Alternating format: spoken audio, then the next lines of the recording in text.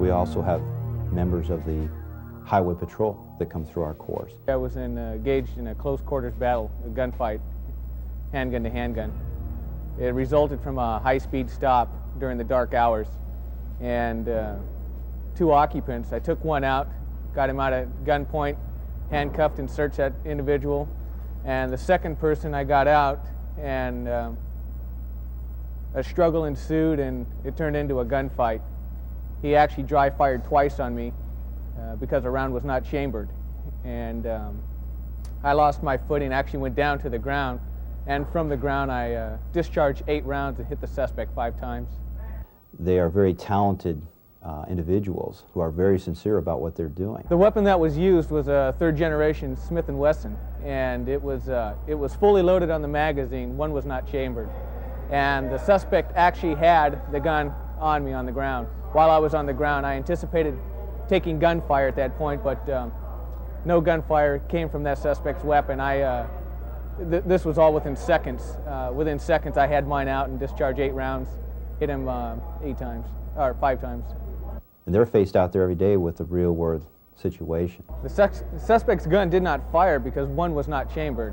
The magazine was loaded. The gun was fully operational, but one was not chambered. They don't know when they walk up to a car on a routine stop whether the guy's going to pop out and start shooting at them. If I had to take this scenario and do it all over again, would be to actually engage the hostile, go right towards the threat. I was moving away from the threat when this incident occurred.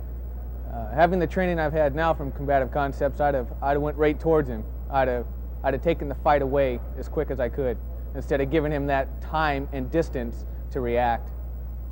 This is a fear that they have. This is a consideration they have to deal with constantly. Okay, the scenario in a little more detail. I can't go into too much detail because I'm still under my department. However, it was a high-speed stop. This vehicle had 2 occupants. I was actually entering the freeway. The vehicle passed over 100 miles an hour. I had to accelerate, get on the radio, and notify a radio that I was actually engaged in trying to overtake a high-speed vehicle. I caught up to the vehicle, made the stop because of the hours of the night, and just a sixth sense that I had. I chose to get these people out at gunpoint, and one person complied. The driver was real compliant. I got him out. There was no problem. And the other person, I had him get out, but he wouldn't. He wasn't complying with a lot of commands.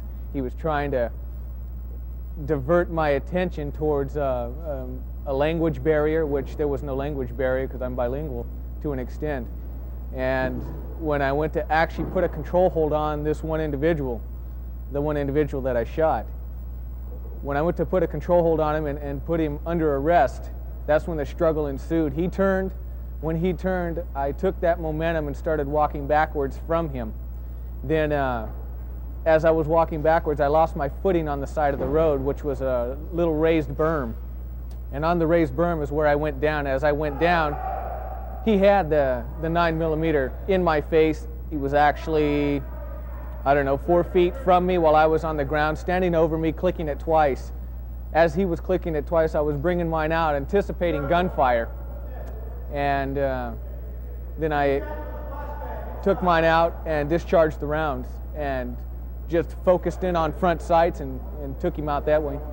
And the threat can attack anytime they want. They have to wait until the threat attacks. I realized the situation was going to turn into a close quarters battle situation when the suspect actually resisted the arrest and was turning, digging into the waistband. At that point there,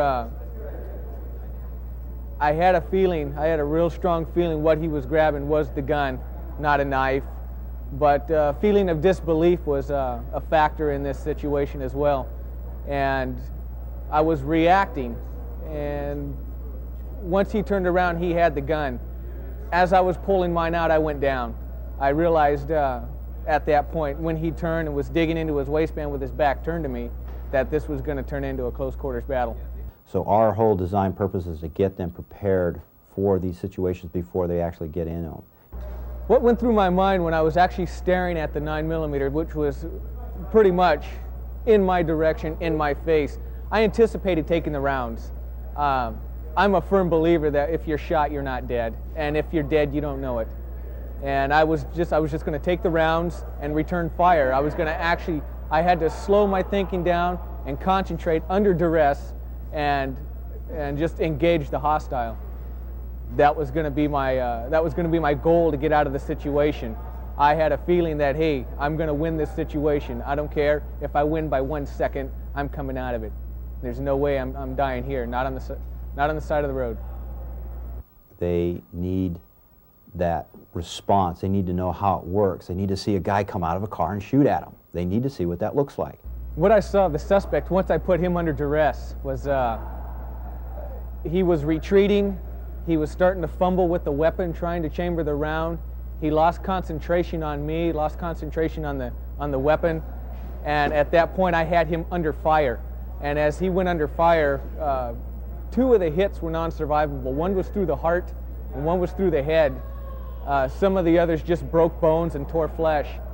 And this person here just could not function under the duress. I actually stayed calm, even though I was anticipating gunfire, and even though no gunfire came my direction, I anticipated it and actually put myself in that mindset of take rounds and return fire.